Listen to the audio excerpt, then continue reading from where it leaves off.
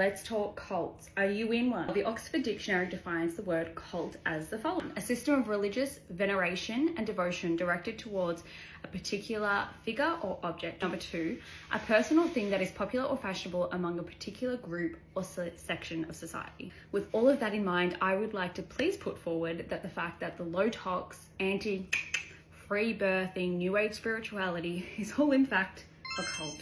You're probably thinking, George, that's pretty extreme, like chill out. But in my opinion, if you have had a conversation with anybody who I guess identifies as a part of this group, you would know that it's like this. It's like having a conversation with someone who is just so set on their ways. They will use fear-mongering like tactics. It's intense. Mentality is very much, it's us versus them, good versus bad.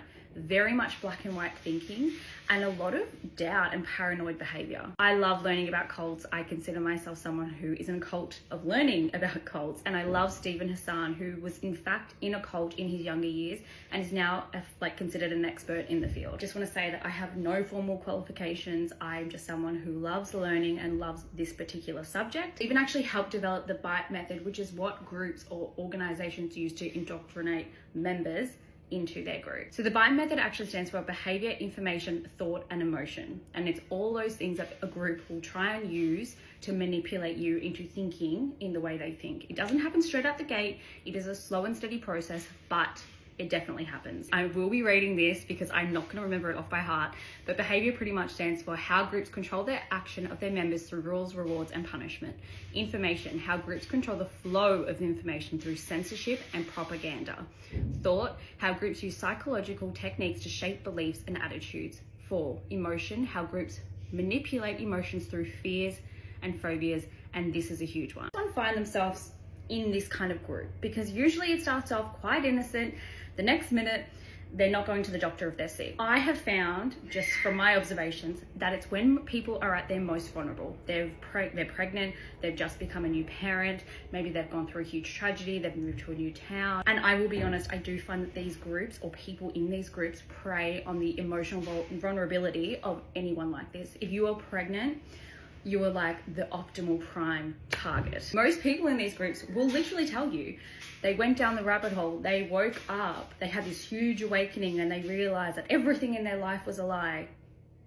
That's a red flag. My favorite one is when people brag about how they never get sick and how they're always fine, but they'll use like homeopathic medication that's made in literally a random person's kitchen.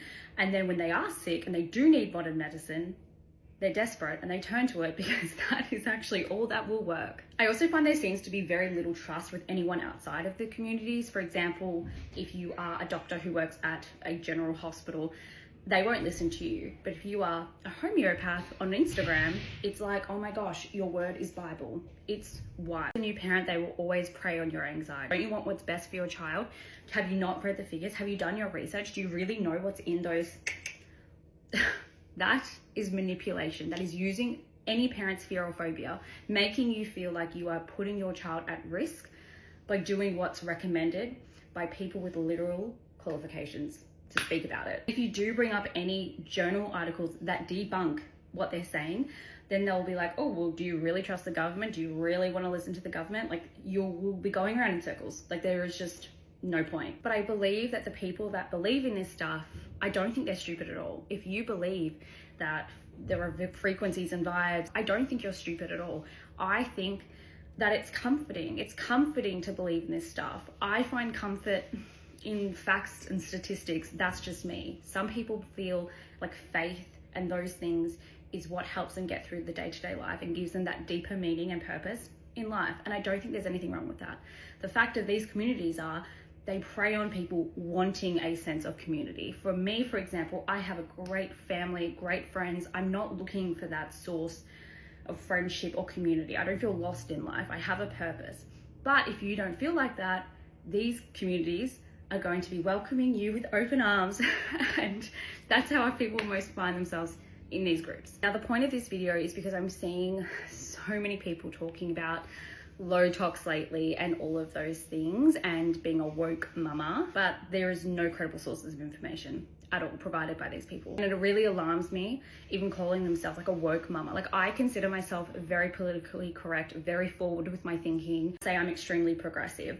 But when you have someone being like, well, I'm a woke mama and you're not because your children, it's like, what the fuck? Like, what? It really alarms me when people are implementing some extreme changes in their life because of information they're hearing off an app of like a mama of 3 who thinks she's like, I don't know, deep and meaningful. Obviously, live your life, you do you. Really look into the bite method. I highly recommend it. It's really interesting. It's saved me lots of times from feeling pressured into doing things which I normally wouldn't do because of how someone's presenting it to me.